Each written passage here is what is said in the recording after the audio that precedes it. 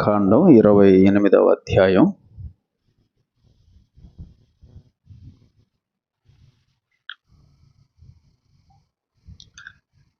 ఐదవ వచనం నుండి 14వ వచనం వరకు చదువుకుందాం. వారు బంగారును, నీల ధూమ్ర రక్తవర్ణములు గల నూలును, సన్న నారను తీసుకొని బంగారుతోనూ నీలధూమ్ర రక్తవర్ణముల గల ఏఫోదును పేనిన సన్న నారతోనూ చిత్రకారుని పనిగా చేయవలెను.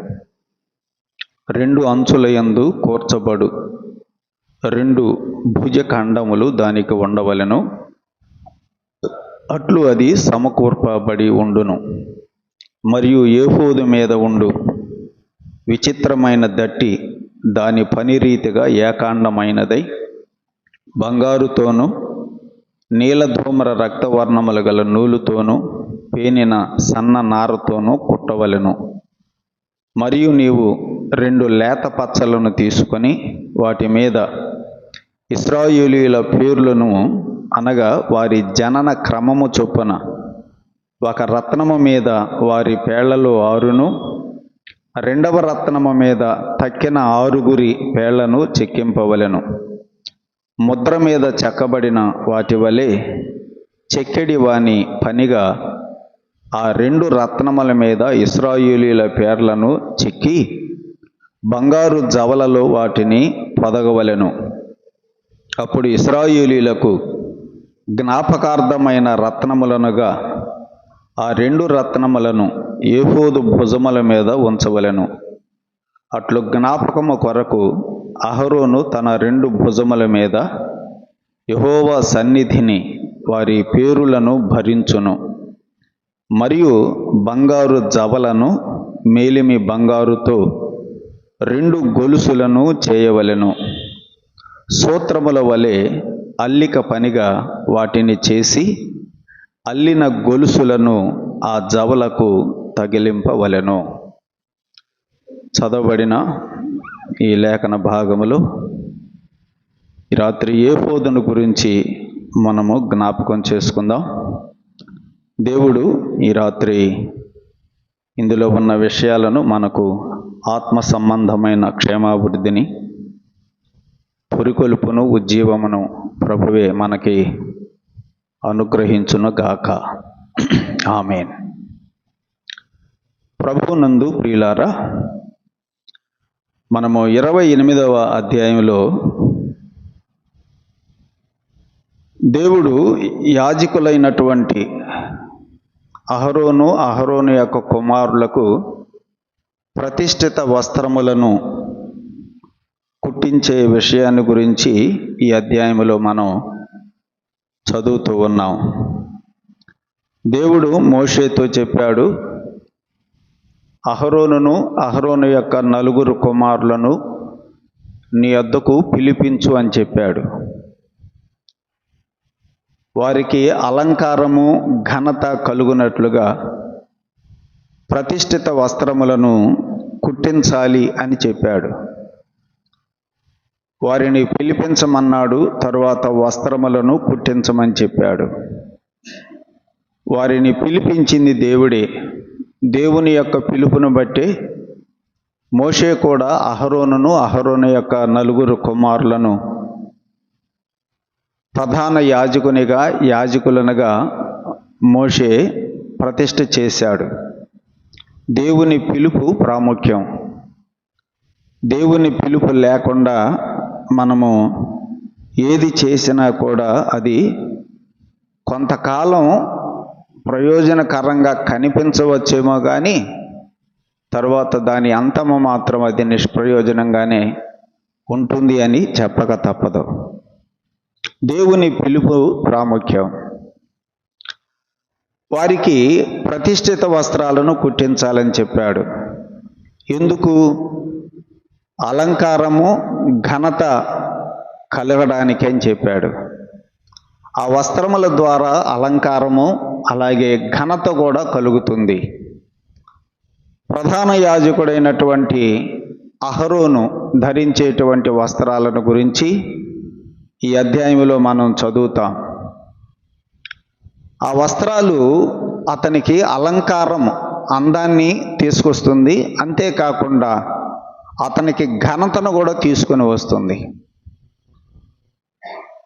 ఆ బట్టలను కుట్టడానికి జ్ఞానాత్మతో నింపినటువంటి, వివేకము కలిగినటువంటి వారికి ఆజ్ఞ ఇమ్ము అన్నాడు. ఆ జ్ఞానాత్మను నేనే వారికి నింపుతున్నానన్నాడు. అలాగైతే వారి వస్త్రములను కుట్టడానికి కూడా దేవుడే, ఆ బట్టలను కుట్టడానికి కూడా మనుషులను ఏర్పాటు చేసినట్లుగా కూడా మనం చూస్తున్నాం. తన సొంతగా, మోషే సొంతగా ఏది చేయడానికి వీల్లేదు. యాజకులనుగా ఏర్పాటు చేసిన వాడు దేవుడే.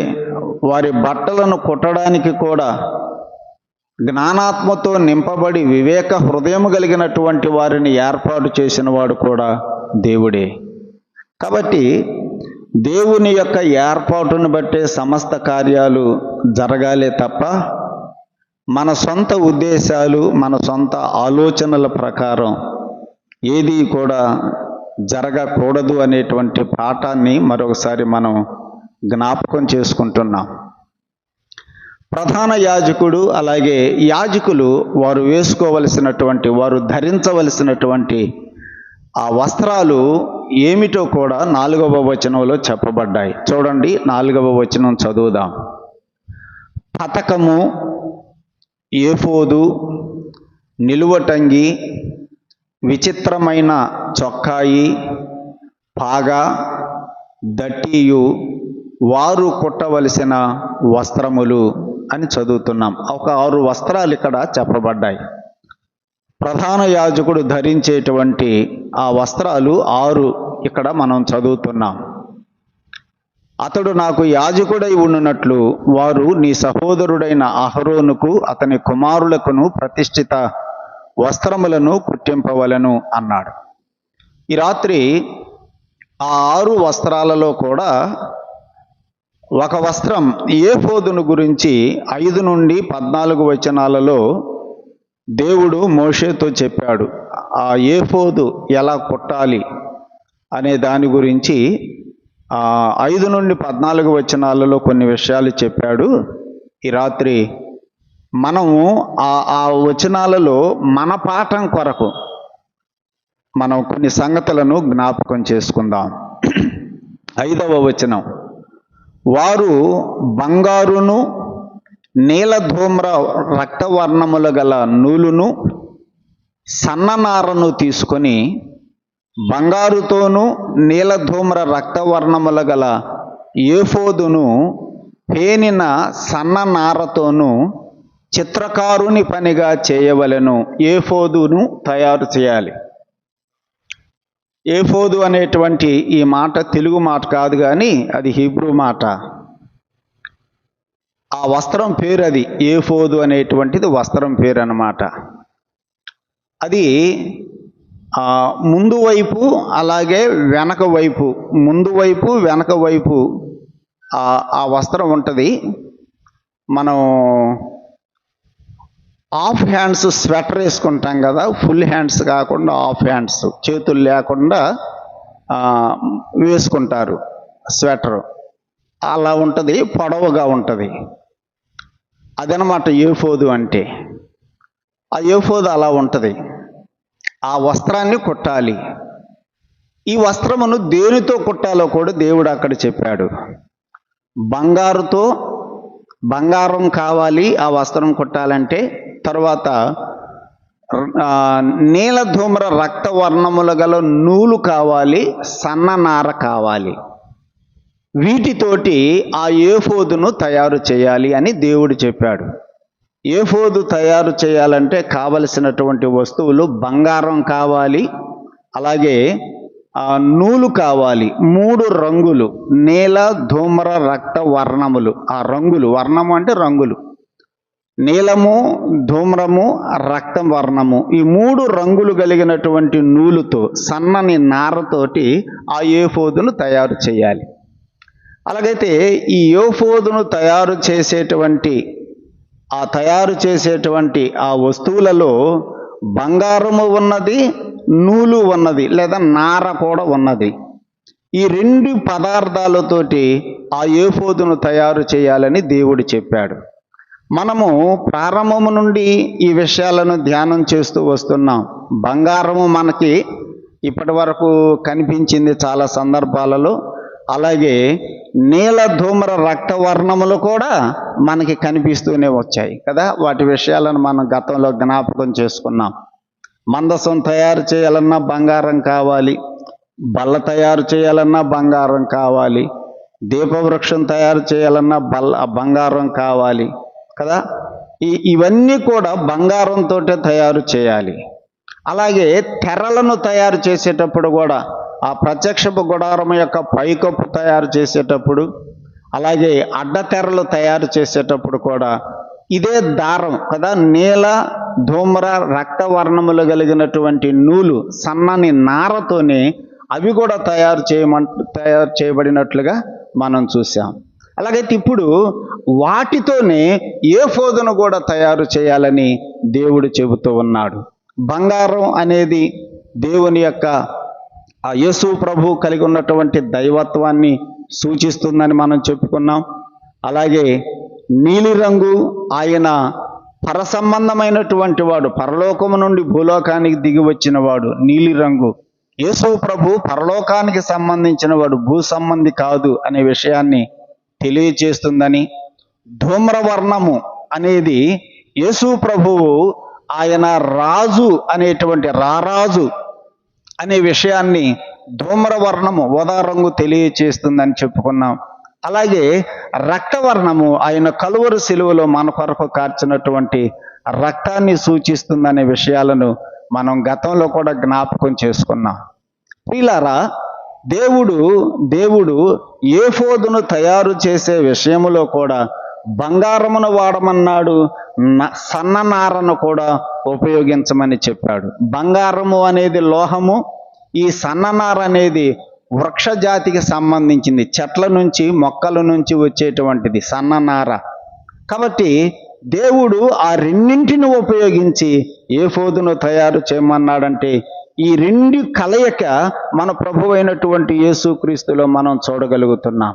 యేసు ప్రభు సన్ననార అనేది మానవత్వాన్ని తెలియచేస్తుంది. యేసు ప్రభు మానవుడిగా భూలోకానికి వచ్చాడు. అదే సమయంలో ఏఫోదులో బంగారం కూడా కనపడుతుంది అంటే ఆయనలో దైవత్వం మనం చూస్తున్నాం. యేసు ప్రభు భూలోకములో మానవుడిగా జీవించిన 33 సంవత్సరాలు ఇంచుమించుగా ఆయన మానవుడిగా జీవించినప్పటికీ, మానవుడిగా ఈ లోకానికి వచ్చిన ఆయనలో దైవత్వం మనం చూడగలుగుతున్నాం. ఆయనలో దేవుడు ఉండవలసినటువంటి లక్షణాలన్నీ కూడా యేసు ప్రభువులో మనం చూడగలుగుతున్నాం. ఆయన మానవుడిగా ఈ లోకములో ఉన్నా కూడా దేవుడు ఎంత పరిశుద్ధుడో అంత పరిశుద్ధుడిగా ఆయన జీవించాడు. దేవుడు ఎంత అధికారం కలిగి ఉంటాడో యేసు ప్రభువు కూడా అంతటి అధికారం, సృష్టి మీద అధికారం, రోగముల మీద అధికారం, దయ్యముల మీద అధికారం ఆయన కలిగి ఉన్నట్లుగా ఈ యేసు ప్రభు జీవితంలో మనం చూడగలుగుతున్నాం. కాబట్టి బంగారము సన్ననార యొక్క కలయిక చేత ఏఫోదు తయారు చేయబడినట్టుగా యేసు ప్రభువులో కూడా మానవత్వము, దైవత్వము అనేది మనము చూస్తున్నాం ప్రియులారా. కాబట్టి యేసు ప్రభు ఆ ఏఫోదును మనం చూస్తూ ఉన్నప్పుడు ఆ ఏఫోదులో మన ప్రభు అయినటువంటి యేసుక్రీస్తు కూడా కనిపిస్తున్నాడు. ఏఫోదులో మన ప్రభు అయిన యేసుక్రీస్తు కనపడుతున్నాడు. బంగారం చూసినప్పుడు ఆయన దైవత్వం, ఆ నారను చూసినప్పుడు ఆయన మానవత్వం. ఆయన మానవుడుగా జీవించినప్పటికీ కూడా ఆయన దైవత్వమును కలిగి ఉన్నాడు అనే విషయాన్ని మనం జ్ఞాపకం చేసుకుంటున్నాం. కాబట్టి ఏఫోదును బంగారుతోనూ నీల ధూమ్ర రక్త వర్ణములు కలిగిన ఆ పేనిన సన్న నారతోనూ చిత్రకారుని పనిగా దానిని తయారు చేయాలి అని దేవుడు మోషేతో చెప్పాడు. ఆ విధంగా తయారు చేస్తూ ఉండగా తర్వాత 7వ వచనంలో మరొక మాట చెప్పాడు. చూడండి, 7 నుండి 9వ వచనం వరకు చదువుదాం. 2 అంచుల యందు కూర్చబడు 2 భుజఖండములు దానికి ఉండవలెను, అట్లు అది సమకూర్పబడి ఉండును. మరియు ఏఫోదు మీద ఉండు విచిత్రమైన దట్టి దాని పనిరీతిగా ఏకాండమైనదై బంగారుతోనూ నీలధూమ్ర రక్తవర్ణముల గల నూలుతోనూ పేనిన సన్న నారతోనూ కుట్టవలెను. దానికి విచిత్రమైన దట్టి అంటే నడుముకు మనం బెల్ట్ పెట్టుకుంటాం కదా, ఆ విధంగా ఒక దట్టిని కూడా ఒకటి తయారు చేయాలి, అదే దారంతో తయారు చేయాలని చెప్పాడు. 9వ వచనంలో నీవు 2 లేత పచ్చలను తీసుకొని వాటి మీద ఇశ్రాయేలీల పేర్లను అనగా వారి జనన క్రమము చొప్పున ఒక రత్నము మీద వారి పేర్లలో 6ను, 2వ రత్నము మీద తక్కిన 6 పేర్లను చెక్కింపవలెను అని చెప్పాడు. ఏఫోదును బంగారముతో సన్ననారతో దానిని తయారు చేసిన తర్వాత మరొక మాట ఏం చెప్పాడంటే, వాటి యొక్క భుజముల మీద 2 లేత పచ్చలను బంగారు జవలలో వాటిని పొదిగించాలి అని చెప్పాడు. 2 లేత పచ్చలు అంటే అవి కూడా రత్నములు అన్నమాట. ఆ మాట 12వ వచనంలో ఉంది చూడండి. ఇశ్రాయేలీలకు జ్ఞాపకార్థమైన రత్నములుగా ఆ 2 రత్నములను ఏఫోదు భుజముల మీద ఉంచవలెను అన్నాడు. లేత పచ్చలు అనేవి రత్నములు అన్నమాట.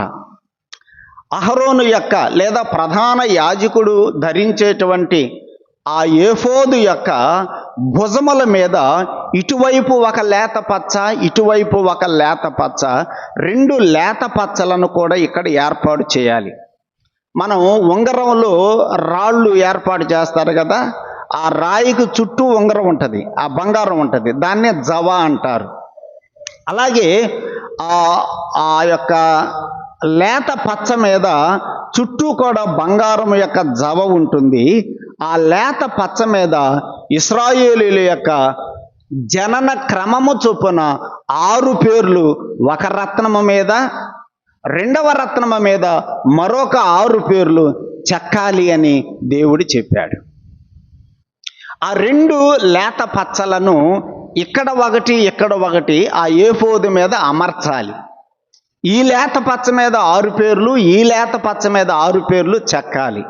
లేత పచ్చ అంటే అది పచ్చగా ఉంటుందని మనం అనుకోకూడదు. లేత పచ్చ అంటే గోరు ఏ రంగులో అయితే, గోరు దాదాపుగా లేత గులాబీ రంగులో ఉంటుంది కదా, ఆరోగ్యవంతుని యొక్క గోరు. ఆ గోరు ఏ రంగులో ఉంటుందో లేత పచ్చ కూడా ఆ రంగులో ఉంటుంది. పేరేమో లేత పచ్చే కానీ రంగు మాత్రం లేత పచ్చలో ఉండదు, ఆకుపచ్చలో ఉండదు. ఆ లేత పచ్చ యొక్క రంగు ఏంటంటే మానవుని యొక్క చేతి గోరు ఏ రంగులో ఉంటుందో ఆ రంగులో ఉంటుంది లేత పచ్చ. ఆ రంగులో ఉన్నటువంటి లేత పచ్చలను 2 భుజముల మీద ఆ ప్రధాన యాజకుడు వేసుకున్న ఏఫోదు మీద ఉంచాలి. ఆ పేర్లను చెక్కాలని దేవుడు చెప్పాడు.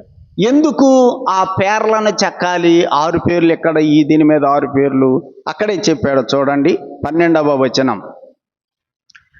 అప్పుడు ఇశ్రాయేలీలకు జ్ఞాపకార్థమైన రత్నములనగా ఆ 2 రత్నములను అంటే లేత పచ్చలను ఏఫోదు భుజముల మీద ఉంచవలెను.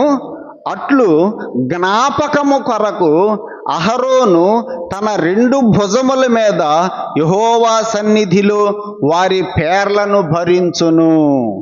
అలాగైతే ఆ 2 లేత పచ్చల మీద 12 గోత్రముల యొక్క పేర్లను ఎందుకు దేవుడు చెక్కాలని చెప్పాడంటే అక్కడ మనం చదువుతున్నాం జ్ఞాపకము కొరకు అనే మాట. జ్ఞాపకము కొరకు 12వ వచనంలో ఇంకొక పదం కూడా ఉంది.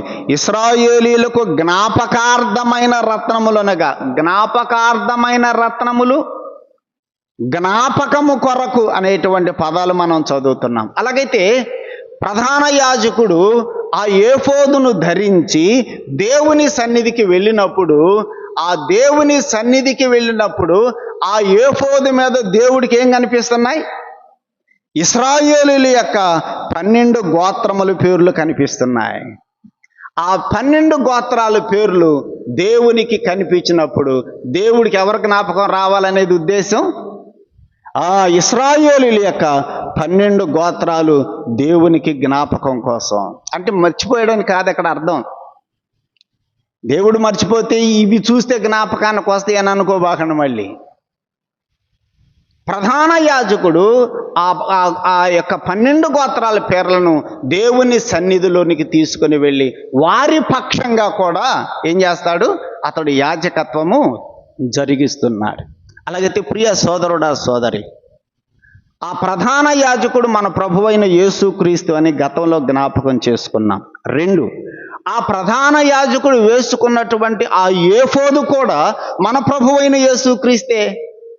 బంగారముతో నీల ధూమ్ర రక్తవర్ణములతో తయారు చేయబడిన ఆ ఏఫోదు కూడా దైవత్వము మానవత్వము కలిగిన యేసు ప్రభువుని సూచిస్తూ ఉండగా, ఆ పైనున్నటువంటి ఆ 12 గోత్రాలు అంటే ఇశ్రాయేలీయుల యొక్క పేర్లను దేవుని సన్నిధిలో జ్ఞాపకం చేయటం, దేవుని సన్నిధిలో జ్ఞాపకం చేయడం, దేవుని సన్నిధిలో ఆ 12 గోత్రాలు లేదా ఇశ్రాయేలీయులందరినీ కూడా దేవుని సన్నిధిలో దేవునికి జ్ఞాపకం చేయడం, దేవుడు జ్ఞాపకం చేసుకునేవాడు అనే విషయాన్ని ఇక్కడ మనం చూస్తున్నాం.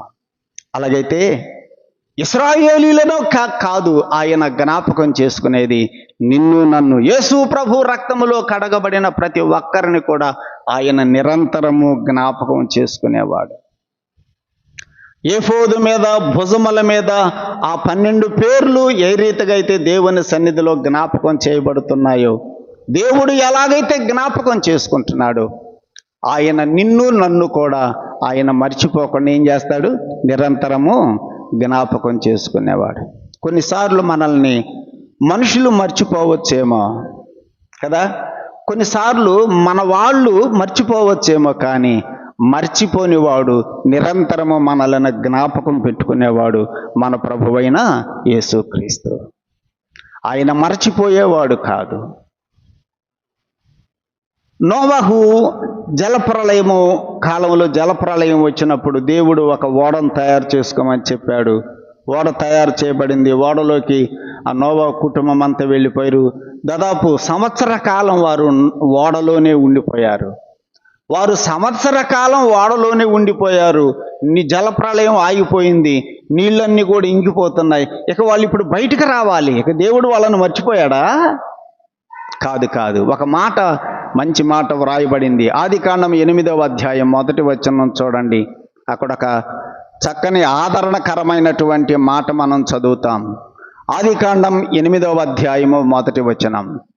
దేవుడు నోవహును అతనితో కూడా ఓడలో ఉన్న సమస్త జంతువులను సమస్త పశువులను జ్ఞాపకము చేసుకొనెను. చూసారా, ఆయన మర్చిపోలేదు. సంవత్సర కాలం వారు నీటిలోనే ఉన్నారు, ఓడలోనే ఉన్నారు. ఆ ఓడలోనే సమస్త భూజంతువులన్నీ కూడా ఉన్నాయి, జతలుగా ఉన్నాయి, పక్షులన్నీ ఉన్నాయి. ఒకవేళ మనమైతే అనుకుంటామేమో, ఏమని, ఏంది మనం ఇప్పుడు ఓడలో దాదాపు సంవత్సరం నుంచి మనం ఎక్కడే ఉంటున్నాము, ఇక మన సంగతి ఏంటి, బయటకు వచ్చేది ఎట్లా, దేవుడు ఏమన్నా మనల్ని మర్చిపోయాడా ఏంటి అన్నట్టుగా మనం కొన్నిసార్లు అనుకుంటాం కదా. కానీ ఇక్కడ వ్రాయబడిన మాట చూడండి ప్రియులారా, దేవుడు నోవహును అతనితో కూడా ఓడలో ఉన్న సమస్త జంతువులను సమస్త పశువులను కూడా మర్చిపోలేదు. ఆయన నోవహు యొక్క కుటుంబమును మాత్రమే కాదు, నోవహుతో పాటు ఉన్నటువంటి సమస్త జంతువులను కూడా ఆయన ఏం చేయలేదట, మర్చిపోకుండా వాటిని జ్ఞాపకం చేసుకున్నాడు. మన దేవుడు మనలను నిరంతరము జ్ఞాపకం చేసుకునేవాడు.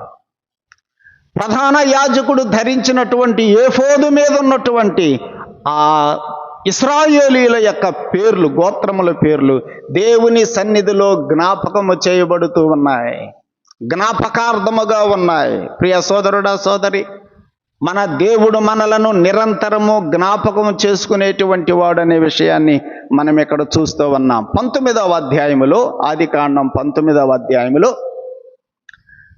సొదొమ గొమొర్రా పట్టణాలను దేవుడు నాశనము చేసే సమయంలో దేవుడు ఆ దేవుని సన్నిధిలో అబ్రహాము లోతును గురించి విజ్ఞాపన చేస్తాడు. 50 మంది నీతిమంతులుంటే ఆ పట్టణమును నువ్వు కాయవా, 45 మంది నీతిమంతులుంటే ఆ పట్టణమును కాయవా అంటూ ఆయన సంఖ్య తగ్గించుకుంటూ 10 మంది నీతిమంతులు ఉంటే ఆ పట్టణమును కాయవా, విడిచిపెట్టవా అని దేవుని సన్నిధులంటే నేను విడిచిపెడతాను అంటాడు. ఈ సంఖ్య అంతా చదువుకుంటా వస్తుంది. అబ్రహాము ఎవరి గురించి? కేవలం లోతు కుటుంబమును గురించే.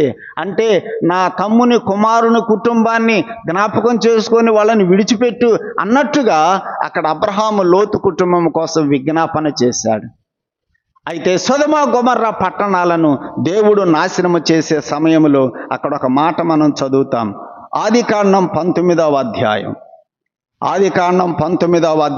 29వ వచనం చూడండి. 29వ వచనం, దేవుడు ఆ మైదానపు పట్టణములను పాడు చేసినప్పుడు దేవుడు అబ్రహామును జ్ఞాపకము చేసుకొని లోతు కాపురమున్న పట్టణములను నాశనము చేసినప్పుడు ఆ నాశనము మధ్య లోతు నశించకుండా అతనిని తప్పించెను. ఎవరిని జ్ఞాపకం చేసుకొని లోతును తప్పించాడు? అబ్రహామును జ్ఞాపకము చేసుకొని. ప్రియులారా, మన దేవుడు, మన ప్రభువు, ఆయన తన బిడ్డలను జ్ఞాపకము చేసుకునేవాడు. అందుకనే ప్రధాన యాజకుడు ఇశ్రాయేలీయుల యొక్క 12 గోత్రాల పేర్లను దేవునికి జ్ఞాపకము చేయడానికి తీసుకుని వెళ్ళాడు. మీరందరూ కూడా నిత్యము దేవునికి జ్ఞాపకం ఉంటారని తెలియచేయడానికి ఏఫోదు మీద ఆ 2 లేత పచ్చల మీద ఆ 12 గోత్రాల పేర్లు చెక్కబడ్డాయి. 6 గోత్రాలు ఒక భుజం మీద ఉన్నటువంటి లేత పచ్చ మీద, ఆ రత్నము మీద మరొక 6 గోత్రాల పేర్లు మరొక రత్నము మీద చెక్కబడ్డాయి. సోదరుడా, సోదరి, నోవహుతో పాటు ఉన్న పశువులను జ్ఞాపకం చేసుకున్న దేవుడు, అబ్రహామును జ్ఞాపకం చేసుకున్న దేవుడు నిన్ను నన్ను జ్ఞాపకం చేసుకోడా? ఆయన జ్ఞాపకం చేసుకోడా? కొన్నిసార్లు మనం నిరాశ చెందుతూ ఉంటాం, కొన్నిసార్లు మనము దుఃఖపడుతూ ఉంటాం, బాధపడుతూ ఉంటాం. మనలను నిరంతరము జ్ఞాపకము పెట్టుకునేటువంటి వాడు మన ప్రియ ప్రభు. లేయా వరుసగా పిల్లలను కంటూనే ఉన్నది. రాహేలుకు సంతానం లేదు. లేయా యొక్క దాసి జిల్ఫా సంతానం కంటానే ఉంది. వరుసగా పిల్లలు పుడుతున్నారు కానీ రాహేలుకు పిల్లలు పుట్టలేదు. భర్తతో పోట్లాట పెట్టుకుంది. తర్వాత ఆమెకి తెలిసొచ్చింది, భర్తతో పోట్లాట పెట్టుకుంటే ప్రయోజనం ఏంది, దేవునికి మొర్ర పెట్టుకుంటే సరిపోతుందని దేవునికి ప్రార్థన చేసుకోవటం మొదలుపెట్టింది రాహేలు. అక్కడ ఒక మాట మనం చదువుతాం. ఆదికాండం 30వ అధ్యాయం 22వ వచనం చూడండి. ఒక చక్కని మాట మనం అక్కడ చదువుతాం. ఆదికాండం 30వ అధ్యాయం 22వ వచనం, దేవుడు రాహేలును జ్ఞాపకము చేసుకొని ఆమె మనవి విని ఆమె గర్భమును తెరిచెను. మర్చిపోయాడా రాహేల్ని? ఒకవేళ రాహేలు అలా అనుకుందేమో, లేయా సంతానం వరుసగా కంటుంది, జిల్ఫా కంటుంది, బిల్హా కంటుంది, దేవుడు నన్ను మర్చిపోయాడేమో అనుకుంటుందేమో రాహేలు. కానీ దేవుడు రాహేలును మర్చిపోయేవాడు కాదు. ఎవరిని మర్చిపోడు? మనం చదువుతున్న చక్కని మాట, దేవుడు రాహేలును జ్ఞాపకము చేసుకొని. ఆయన మర్చిపోయేవాడు కాదండి. అది ఆయన ఎవరిని మర్చిపోయేవాడు కాదు. ఆయన సన్నిధిలో ఇశ్రాయేలీయుల పేర్లు ఎలాగో నిత్యము కనపడుతున్నాయో నీవు నేను కూడా దేవుడికి ఎప్పుడు అలా కనపడతా ఉంటాం. ఇంకెందుకు మనల్ని మర్చిపోతాడు? తన గర్భమును పుట్టినటువంటి బిడ్డను తల్లి మర్చిపోతుందా? ఒకవేళ ఆమె మర్చిపోయినా నేను మాత్రం నిన్ను మర్చిపోను అన్నాడు దేవుడు. సహజంగా తల్లి మర్చిపోదు పిల్లల్ని కదా. సహజంగా తల్లి పిల్లల్ని మర్చిపోదు. ఒకవేళ ఎవరైనా ఉండవచ్చేమో మర్చిపోయేవాళ్ళు, ఒకవేళ స్త్రీ అయినా మర్చిపోతుందేమో, కానీ నేను మాత్రం నేను మర్చిపోను, నిన్ను మర్చిపోను. చూడు యాకోబు, ఇశ్రాయేలు చూడు, నిన్ను నా అరచేతుల్లో చెక్కుకున్నా అన్నాడు దేవుడు. అలాగైతే సహోదరుడా, సహోదరి, మన దేవుడు మనలను మర్చిపోయేవాడు కాదు. ఆయన మనలను నిరంతరము జ్ఞాపకము పెట్టుకునేటువంటి వాడు. యెషయా గ్రంథం 49వ అధ్యాయం. యెషయా గ్రంథం 49వ అధ్యాయం.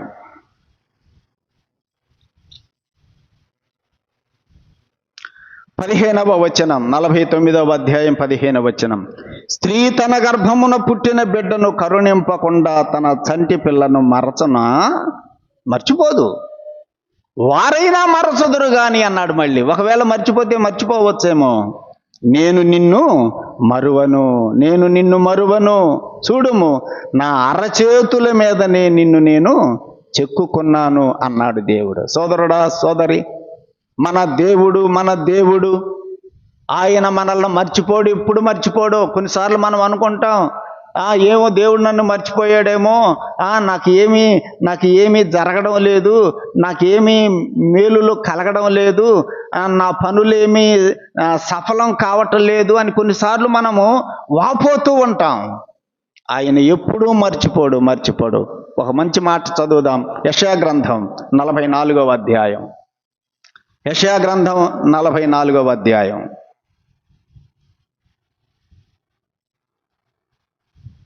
21వ వచనం. యాకోబు, ఇశ్రాయేలు, వీటిని జ్ఞాపకము చేసుకొనుము, నీవు నా సేవకుడవు, నేను నిన్ను నిర్మించితిని. ఇశ్రాయేలు, నీవు నా సేవకుడవై ఉన్నావు, నేను నిన్ను మరచిపోజాలను. ఆ మాట అందులో ఎంత లోతు అర్థం ఉంది, మీకు అర్థమైందా? మరచిపోజాలను అంటే, మర్చిపోజాలను అంటే ఇక మర్చిపోలేను, నా వల్ల కాదు, మరచిపోజాలను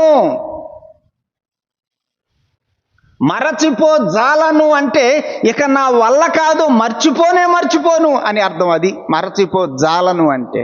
మన దేవుడు మనలను మర్చిపోడు, ఆయన నిరంతరము జ్ఞాపకం చేసుకుంటాడు. ప్రధాన యాజకుని యొక్క ఆ ఏఫోదు మీద ఇశ్రాయేలీయుల పేర్లు చెక్కబడటం అంటే దేవుని సన్నిధిలో వాళ్ళ పేర్లు ఏమవుతున్నాయి? జ్ఞాపకము చేయబడుతూ ఉన్నాయి. ఈ రత్నములను ఎక్కడ పెట్టాలని చెప్పాడు దేవుడు? ఆ రత్నాల మీద పేర్లు చెక్కి, ఆ పేర్లు కలిగిన ఆ రత్నాలు ప్రధాన యాజకుని వేసుకున్న ఏఫోదు యొక్క భుజముల మీద పెట్టాలి. ఇప్పుడు పేర్లు ఎక్కడున్నాయి? భుజముల మీద ఉన్నాయి. ఎవరి భుజం మీద? ప్రధాన యాజకుని యొక్క భుజం మీద ఉన్నాయి. ప్రధాన యాజకుడు ఎవరు? మన ప్రభు అయిన యేసుక్రీస్తు. ఆనాడు అహరోనేలే, ఇప్పుడు మన ప్రధాన యాజకుడు ఎవరు? మన ప్రభు అయిన యేసుక్రీస్తు. ఇప్పుడు యేసుక్రీస్తు భుజముల మీద, ఆనాడు ప్రధాన యాజకుడు భుజముల మీద వాళ్ళ పేర్లుంటే, ఇప్పుడు మన ప్రధాన యాజకుని భుజముల మీద ఎవరున్నారు? మనం ఉన్నాం. మన పేర్లు కాదు, అసలు మనమే ఉన్నాం. లూకాసు వార్త 15వ అధ్యాయంలో ఆ గొర్రె తప్పిపోయింది. తప్పిపోయినటువంటి ఆ గొర్రెను ఆ కాపరి వెదికాడు, దొరికింది. దొరికిన తర్వాత ఏం చేశాడు? దాన్ని చెవు పట్టుకొని లాక్కొచ్చాడా? ఏం చేశాడు? అక్కడ రాయబడిన మాట ఏంటంటే, ఆ గొర్రె పిల్లని ఏం చేశాడు? తన భుజముల మీద వేసుకున్నాడు. తన భుజముల మీద వేసుకొని ఈ రెండు కాళ్ళు ఎట్లా, ఈ రెండు కాళ్ళు ఎట్లా. అక్కడ కాపరి గొర్రె పిల్లని పట్టుకోవటం చూసారా మీరు? చూసాం కదా. భుజం మీద పెట్టుకున్న తర్వాత ముందు రెండు కాళ్ళని ఇలా పట్టుకుంటాడు, వెనక రెండు కాళ్ళని ఇలా పట్టుకొని నడుస్తాడు. ఈ గొర్రె పిల్ల ఎక్కడుంది? కాపరి యొక్క భుజముల మీద ఉన్నది. యేసు ప్రభు యొక్క భుజముల మీద మనల్ని మోస్తున్నాడు ఆయన. ఆయన భుజముల మీద నీవు నేను ఉన్నాం. ఆయన అరచేతుల్లో మనం ఉన్నాం. ఇంకెట్లా మర్చిపోతాడు ఆయన మనల్ని? చెప్పండి. మనం ఎందుకు దిగులు పడాలి? మనం ఎందుకు నిరాశ చెందాలి? సహోదరుడా, సహోదరి, ఆయన భుజముల మీద ప్రధాన యాజకుని యొక్క భుజముల మీద ఆ ఇశ్రాయేలీల పేర్లు ఉన్నట్టుగా యేసు ప్రభు భుజముల మీద నీవు నేను ఉన్నాం. ద్వితీయోపదేశకాండం 33వ అధ్యాయం. ద్వితీయోపదేశకాండం 33వ అధ్యాయంలో ఒక వచనం చదువుదాం చూడండి. 33వ అధ్యాయంలో అక్కడ ఇశ్రాయేలీయుల యొక్క గోత్రాలను మోషే దీవిస్తూ వారిని గురించి ప్రవచిస్తూ ఒక మాట వ్రాస్తాడు. 33వ అధ్యాయం ద్వితీయోపదేశకాండం 12వ వచనం చూడండి. 12వ వచనం బెన్యామీనును గురించి ఏమన్నాడు? బెన్యామీనును గూర్చి ఇట్లనెను. ఏమన్నాడు? బెన్యామీను యెహోవాకు ప్రియుడు, ఆయన యొద్ద అతడు సురక్షితముగా నివసించును.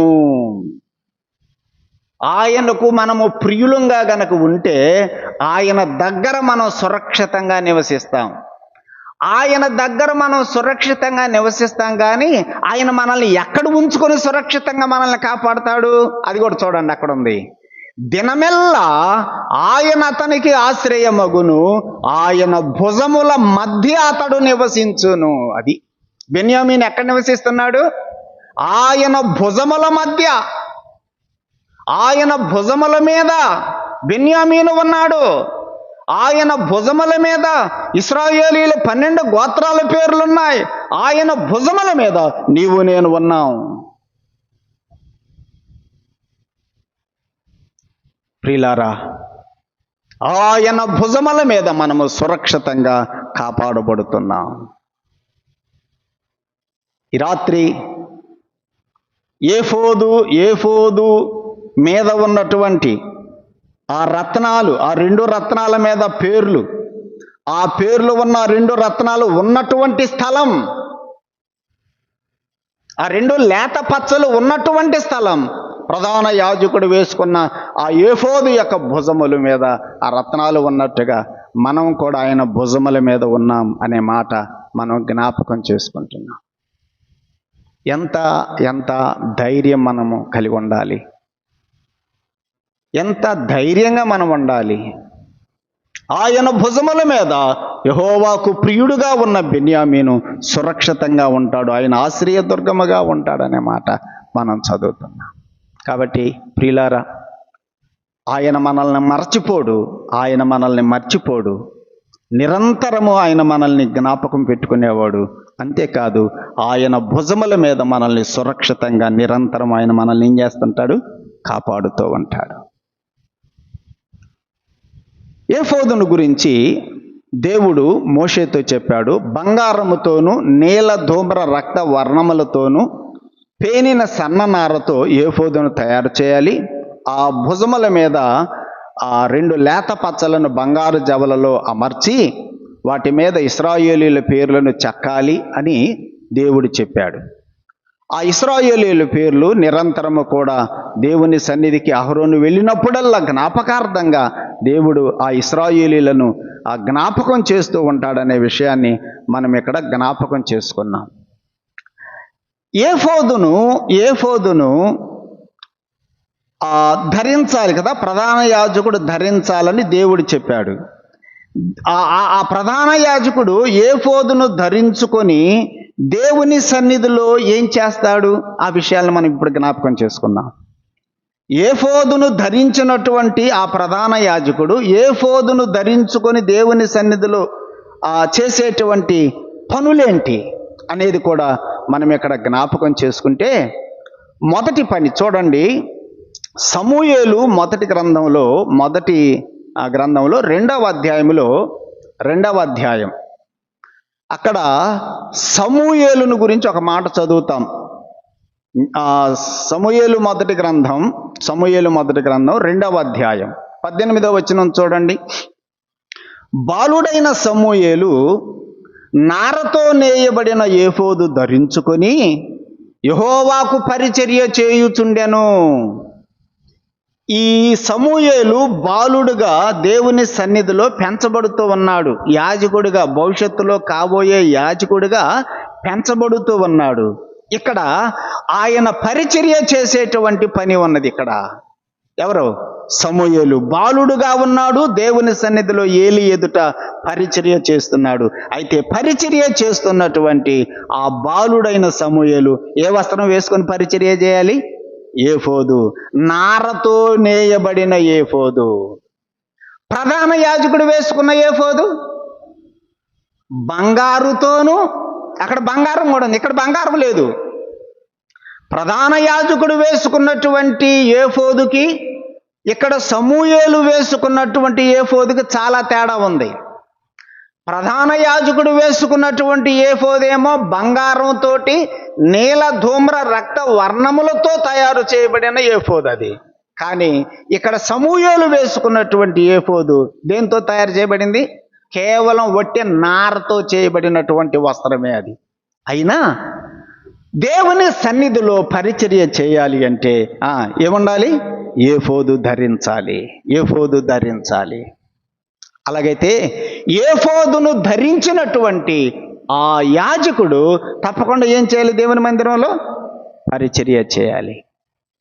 ఏఫోదు అంటే మన ప్రభు అయిన యేసుక్రీస్తు అని మనం జ్ఞాపకం చేసుకున్నాం కదా. బంగారము యేసు ప్రభువే, ఆ సన్ననార యేసు ప్రభువే దైవత్వము మానవత్వాన్ని చూపిస్తున్నాయి. ఆ ఏఫోదును ధరించినటువంటి యాజకుడు మందిరంలో ఏం చేయాలి? పరిచర్య చేయాలి. ఇప్పుడు యాజకులు ఎవరు? ఇప్పుడు యాజకులు, ప్రధాన యాజకుడు యేసు ప్రభు, మనందరం కూడా యాజకులమే. అలాగైతే మనం కూడా ఏఫోదును ధరించుకున్న వారమే. ఏఫోదు అంటే ఎవరు? యేసు ప్రభువుని ధరించుకున్నాం. యేసు ప్రభుని ధరించుకున్నామా లేదా? గలతీ పత్రిక ఒక మాట చదువుదాం, చూడండి. మనం కూడా యేసు ప్రభువుని ధరించుకున్నాము అనే మాట ఆ గలతీ పత్రికలో మనం చదువుతాం. 3వ అధ్యాయం 27వ వచనం. గలతీ పత్రిక 3:27. క్రీస్తులోనికి బాప్తిస్మము పొందిన మీరందరూ క్రీస్తును ధరించుకొని ఉన్నారు. చూసారా? క్రీస్తుని ఏం చేసాం? మనం ధరించుకున్నాం. ఏఫోదును ధరించుకున్నట్టుగా మనం కూడా క్రీస్తును ధరించుకున్నాం.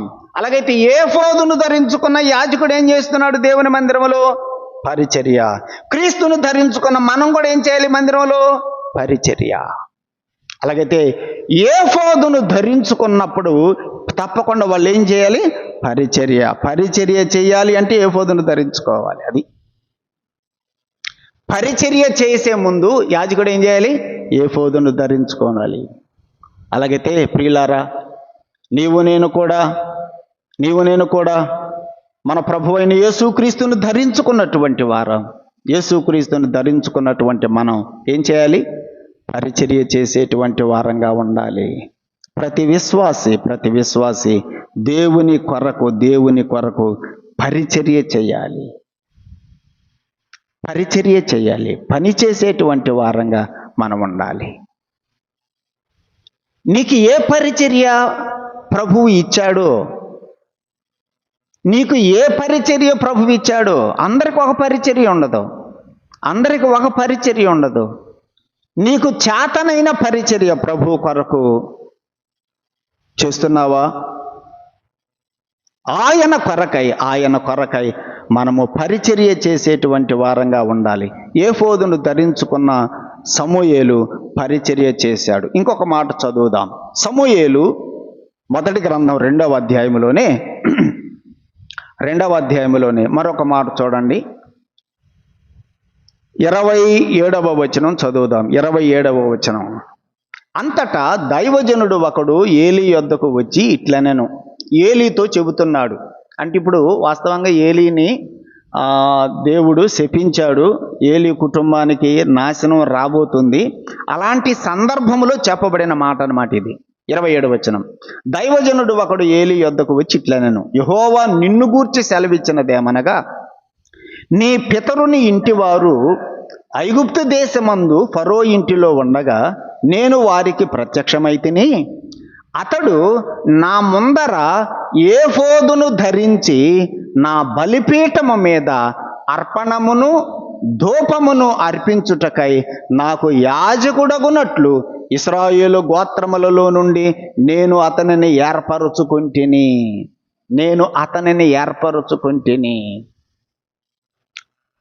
నేను ఆయన్ని ఏర్పరుచుకున్నా. యాజకుడుగా ఉండటానికి నేను ఏర్పరుచుకున్నా. అయితే యాజకుడుగా నేను ఏర్పాటు చేసుకున్నటువంటి అతను ఏఫోదును ధరించుకొని ఏం చేయాలి? అక్కడ చెప్పాడు, 2 పనులు చెప్పాడు అక్కడ. అతడు నా ముందర ఏఫోదును ధరించి నా బలిపీఠము మీద అర్పణము అర్పించాలి. అలాగైతే ఏఫోదును ధరించుకున్నటువంటి యాజకుడు ఏం చేయాలి? అర్పణము అర్పించాలి, అర్పణము అర్పించాలి. అలాగైతే సోదరుడా, సోదరి, ఏఫోదును ధరించుకున్నటువంటి యాజకులమైనటువంటి మనం, యేసు ప్రభువుని ధరించుకున్నటువంటి యాజకులమైనటువంటి మనము కూడా ఏం చేయాలి చెప్పండి? అర్పణలు అర్పించేటువంటి వారంగా మనం ఉండాలి. అర్పణలు అర్పించేటువంటి వారంగా మనం ఉండాలి. ప్రతి దినము నీవు నేను దేవునికి అర్పణలు అర్పించాలి. ఏ అర్పణలు మనం అర్పించేది? స్తుతియాగము అర్పించువాడు అనే మాట మనము కీర్తనల గ్రంథం 50వ కీర్తనలో చదువుతాం కదా. స్తుతియాగము అర్పించువాడు. మనం ఏం అర్పిస్తున్నాం ఆయనకి అర్పణగా? స్తుతులే. మన యొక్క స్తుతులనే ఆయనకు అర్పణగా అర్పిస్తున్నాం. మన స్తుతియాగమును ఆయనకు అర్పణగా అర్పించి ఆయనను మనము మహిమపరుచుచున్నాం. అలాగైతే ఏఫోదును ధరించుకున్నటువంటి మనం ఆయనకు స్తుతులు అనేటువంటి అర్పణ ఆయనకు అర్పించేటువంటి వారంగా మనం ఉండాలి.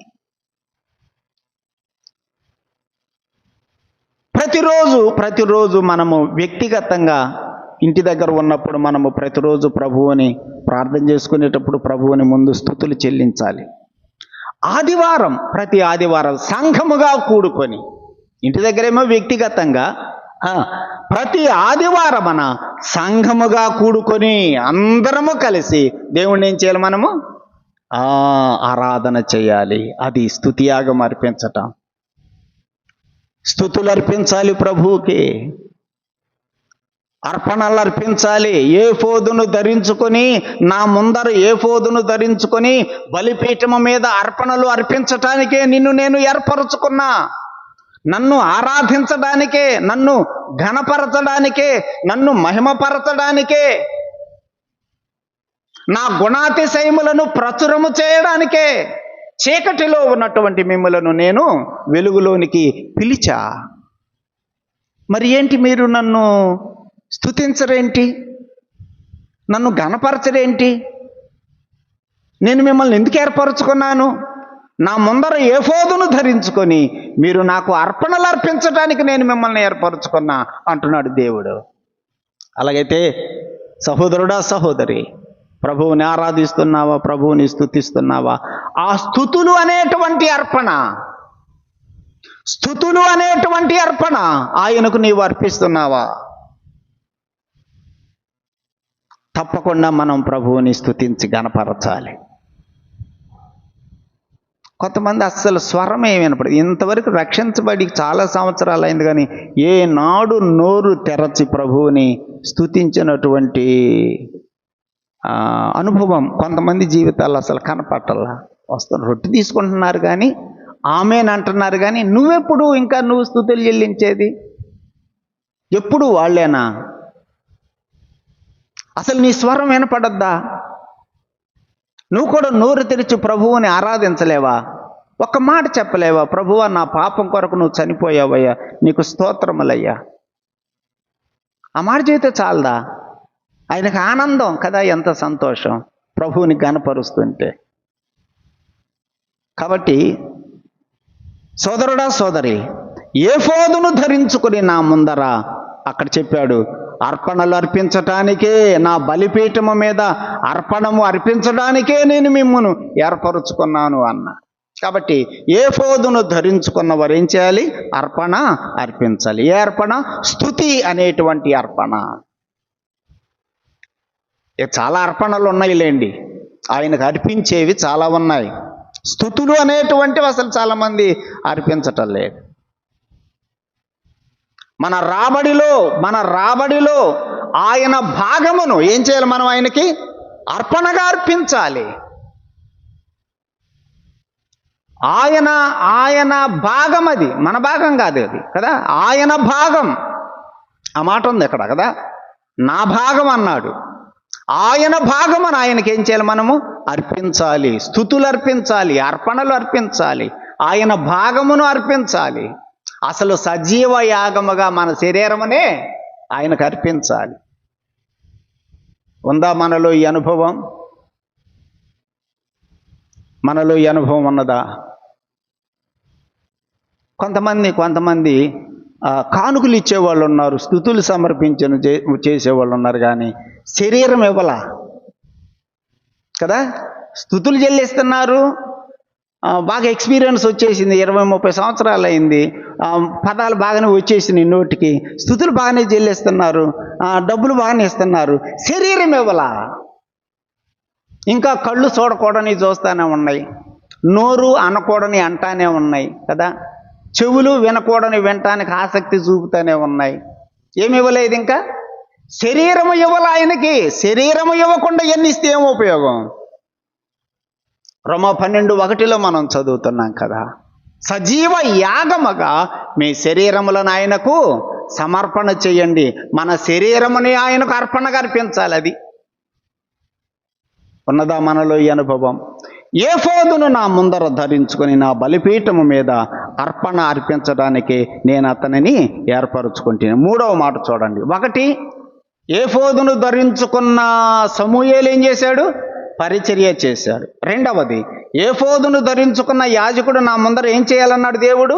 బలిపీఠము మీద అర్పణ అర్పించాలన్నాడు. 3వది అక్కడే చెప్పాడు 28వ వచనములో, 2:28, నా ముందర ఏఫోదు ధరించి నా బలిపీఠము మీద అర్పణమును నెక్స్ట్ ధూపమును అర్పించుటకై అన్నాడు. ఏమర్పించాలి? నెక్స్ట్ ధూపము అర్పించుట.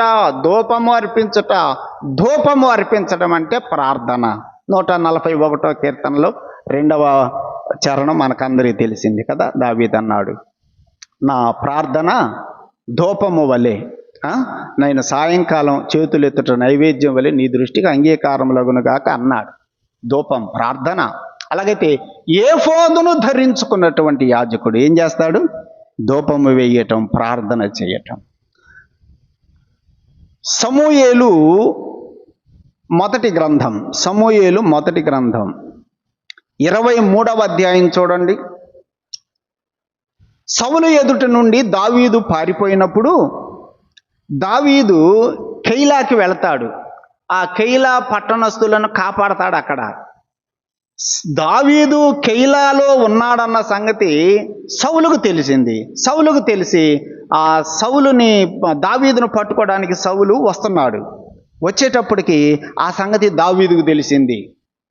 ఈ కెయిలా కాపురస్తులు దావీదుని సౌలుకు అప్పగిచ్చేస్తారన్న సంగతి తెలిసిపోయింది. వెంటనే దావీదు ఏం చేశాడో చూడండి. ఇప్పుడు 6వ వచనం, 23వ అధ్యాయం సమూయేలు మొదటి గ్రంథం 23:6.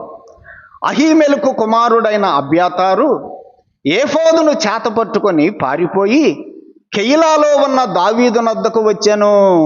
యాజకుడైన అబ్యాతారు దావీదు దగ్గరికి వచ్చాడు. ఏం తీసుకొని వచ్చాడు? వచ్చేటప్పుడు ఏఫోదును తీసుకొని వచ్చాడు. ఇప్పుడు 9వ వచనం చూడండి. సౌలు తనకు కీడును చేయ ఉద్దేశించుచున్నాడని దావీదు ఎరిగి యాజకుడైన అబ్యాతారును ఏఫోదును తెమ్మనెను. దావీదు ఏం తెమ్మన్నాడు? అబ్యాతారుని ఏఫోదును తీసుకురమ్మన్నాడు. ఏఫోదును తీసుకొని వచ్చినప్పుడు అప్పుడు దావీదు ఏం చేశాడు చూడండి. 10వ వచనం. అప్పుడు దావీదు, ఇశ్రాయేలీల దేవా యెహోవా, సౌలు కెయిలాకు వచ్చి నన్ను బట్టి పట్టణమును పాడు చేయ ఉద్దేశించుచున్నాడని నీ దాసుడనైనా నాకు రూఢిగా తెలియబడి ఉన్నది. కెయిలా జనులు నన్ను అతని చేతికి అప్పగిస్తారా? నీ దాసుడనైనా నాకు వినపడినట్లు సౌలు దిగివచ్చునా? ఇశ్రాయేలీల దేవా, దయచేసి నీ దాసుడనైనా నాకు దానిని తెలియజేయము అని ప్రార్థింపగా దావీదు ఏం చేశాడు? ఇక్కడ ప్రార్థన చేశాడు. ఏం పట్టుకొని? ఏఫోదు. ఏఫోదును ధరించుకున్నటువంటి వారు ఏం చేయాలి? ప్రార్థన. ఏఫోదును ధరించుకున్న బాలుడైన సమూయేలు పరిచర్య చేశాడు. ఏఫోదును ధరించుకున్నటువంటి యాజకుడు బలిపీఠము మీద అర్పణలు అర్పించాలి. ఏఫోదును ధరించుకున్నటువంటి యాజకుడు 3వది ఏం చేయాలి?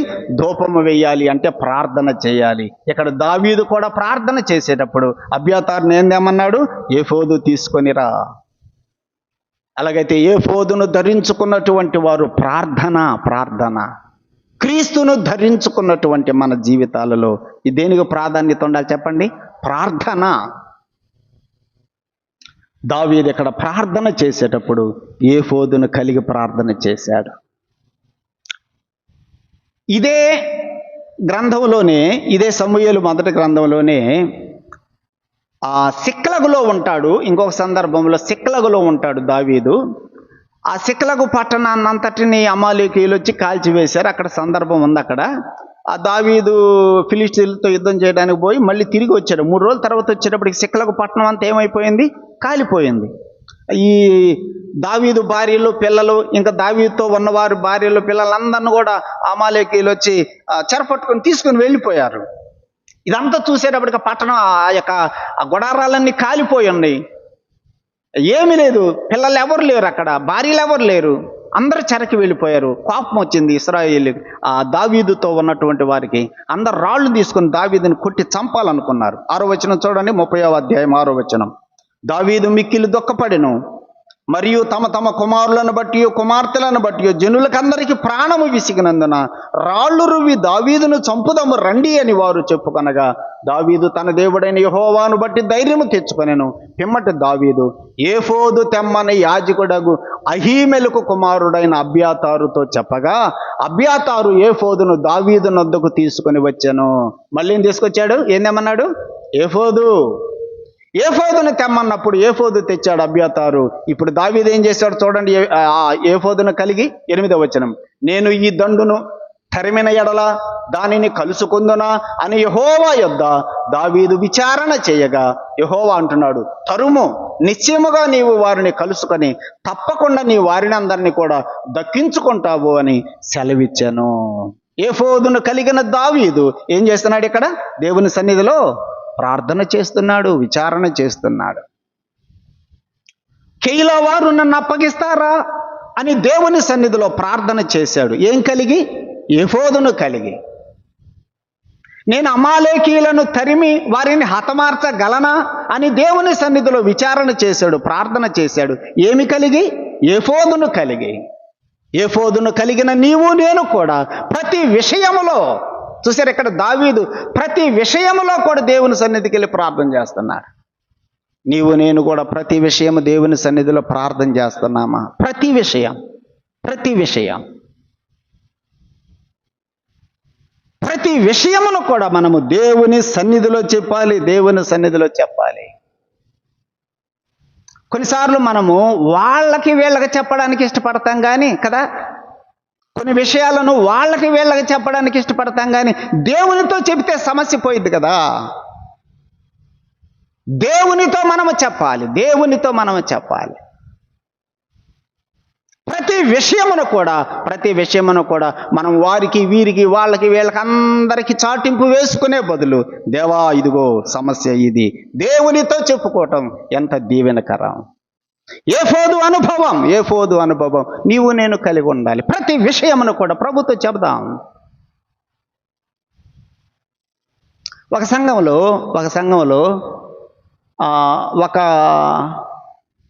ఒక స్త్రీ, ఒక సహోదరి యొక్క కుమారుడు ఆ తల్లిని సరిగా పట్టించుకోవట్లేదట. ఆ కుమారుడు తల్లిని సరిగా పట్టించుకోకుండా ఉంటే మళ్ళీ ఆ కుమారుడు సంఘంలో పెద్దనమాట. ఆ కుమారుడు సంఘంలో చాలా పెద్దగా ఉంటాడు, బాధ్యతగా ఉంటాడు, కానీ తల్లిని పట్టించుకోవటం లేదు. అప్పుడు ఆ సంఘంలో మిగిలినటువంటి పెద్దలందరూ కూడా ఏం చేశారంటే, ఈ విషయం తెలిసి ఆ స్త్రీ దగ్గరికి వెళ్ళారు. ఆ స్త్రీ దగ్గరికి వెళ్ళి చెప్పారట, అమ్మా మీ అబ్బాయి నిన్ను సరిగ్గా పట్టించుకోవట్లేదు కదా, మళ్ళీ సంఘంలోనేమో నాయకుడిగా ఉన్నాడు, నువ్వు గనక మాకు ఆ విషయం, మాకు వాళ్ళ ద్వారా తెలిసింది కానీ నువ్వు గనక మాకు చెబితే మీ అబ్బాయి మీద మేము చర్య తీసుకుంటామని చెబితే, అప్పుడు ఆమె అన్నదట, నేను చెప్పాల్సిన వాళ్ళకి ఇప్పుడు చెప్పేశా, మీకు చెప్పాల్సిన అవసరం లేదు. ఏమందామే? ఎవరికి చెప్పిందామే? నేను చెప్పవలసిన వారికి ఎప్పుడో చెప్పేసుకున్నా నా సమస్య, మీకు చెప్పాల్సిన అవసరం లేదు. మనమైతే ఏం చేస్తాం? మనమైతే చెప్పాల్సిన వాళ్ళకి చెప్పం కానీ కదా, అందరిని కూర్చోబెట్టుకొని మనం వీళ్ళకి చెబుతాం. ఎవరికి చెబుతున్నాం మనం? ఏఫోదును ధరించుకున్నటువంటి దావీదు ప్రతి విషయమును కూడా దేవుని సన్నిధిలో ప్రార్థన చేస్తున్నాడు, దేవుడికి చెబుతున్నాడు, దేవుని దగ్గర విచారణ చేస్తున్నాడు. ఏఫోదును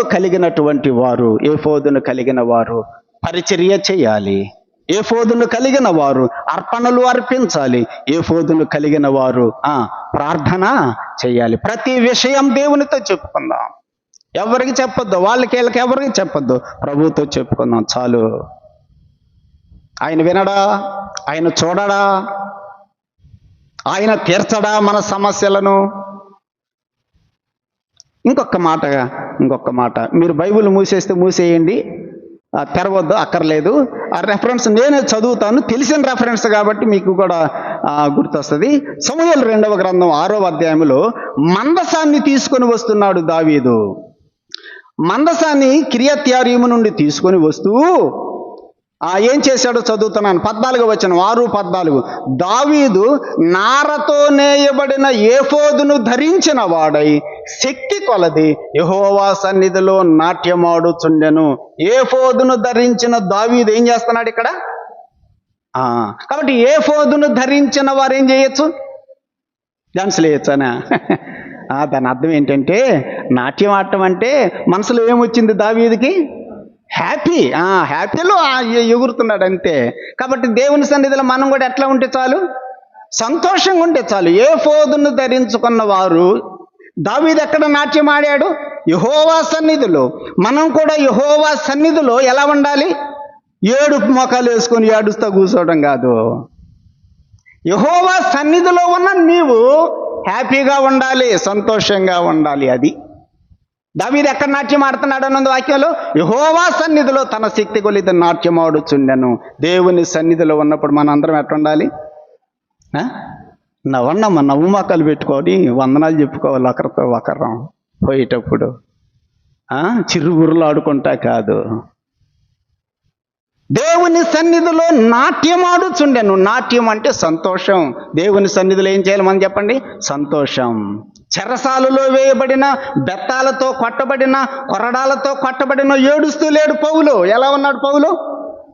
పాటలు పాడుతూ ఉన్నాడు. సంతోషం. ఆనందించండి. నేను మరలా చెబుతున్నాను, ఆనందించండి. ప్రభువునందు మరలా చెబుతున్నాను, ఆనందించండి.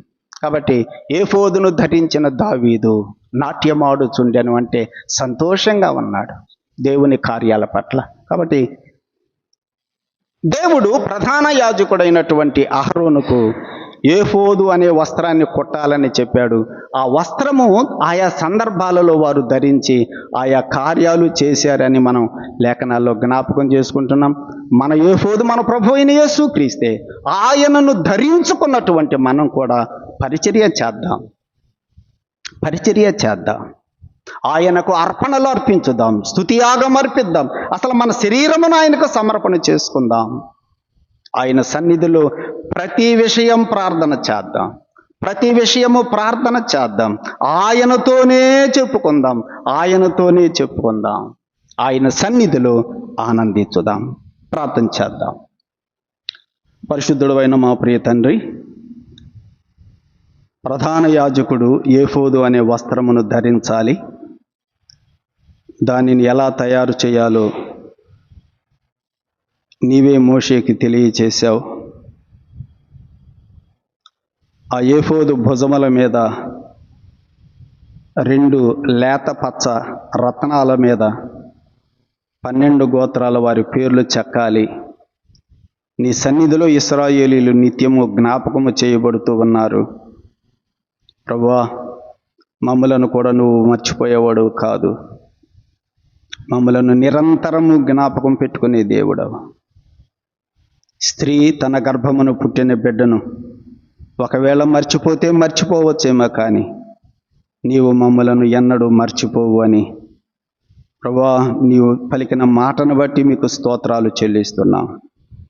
మమ్మలను నీ భుజముల మీద ఎత్తుకొని మమ్మలను సురక్షితంగా కాపాడుతున్నటువంటి దేవుడు అని నీకు స్తోత్రములు చెల్లిస్తున్నాం.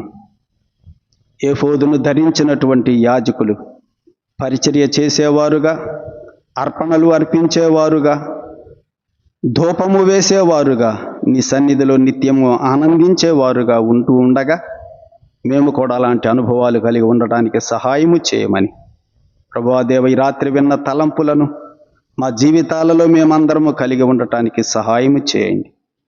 వాక్యము వింటున్నాం, విడిచిపెట్టే వారంగా కాక వాక్యానుసారంగా ఉండటానికి సహాయం చేయండి.